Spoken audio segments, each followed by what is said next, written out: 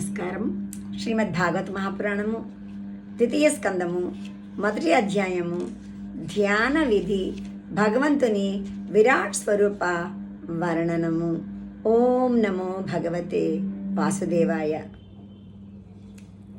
16వ శ్లోకము.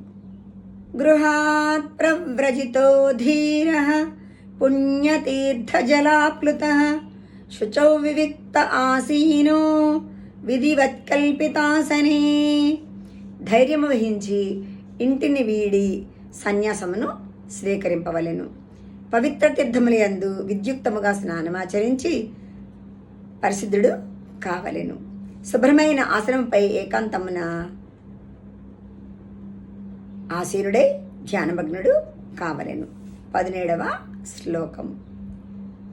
అభ్యసేన్మనసా శుద్ధం త్రివృద్బ్రహ్మాక్షరం పరం మనో యచ్చేజ్జత శ్వాసో బ్రహ్మ బీజమవిస్మరన్. ఆ ఊ మా అను మాత్రలు గల పరమాత్మవాచకమైన ఓంకారమును మనస్సున ధ్యానింపవలెను.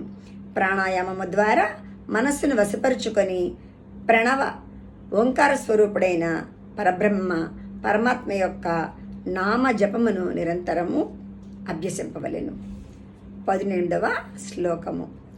నియచ్చేద్విషయేభ్యోక్షాన్ మనసా బుద్ధిసారథి మనఃకర్మభిరాక్షిప్తం శుభార్థే ధారయేద్ధియా. బుద్ధి ప్రేరణ చేత మనస్సు ద్వారా శ్రోత్రాది ఇంద్రియములను శబ్దాది విషయముల నుండి నిగ్రహింపవలెను. దీనినే ప్రత్యాహారము అందరు.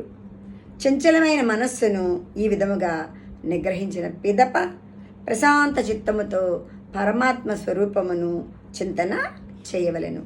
నిరంతర అభ్యాసము వలన భగవద్భక్తి దృఢమై బుద్ధి యందు పరమాత్మ సాక్షాత్కారము కలుగును.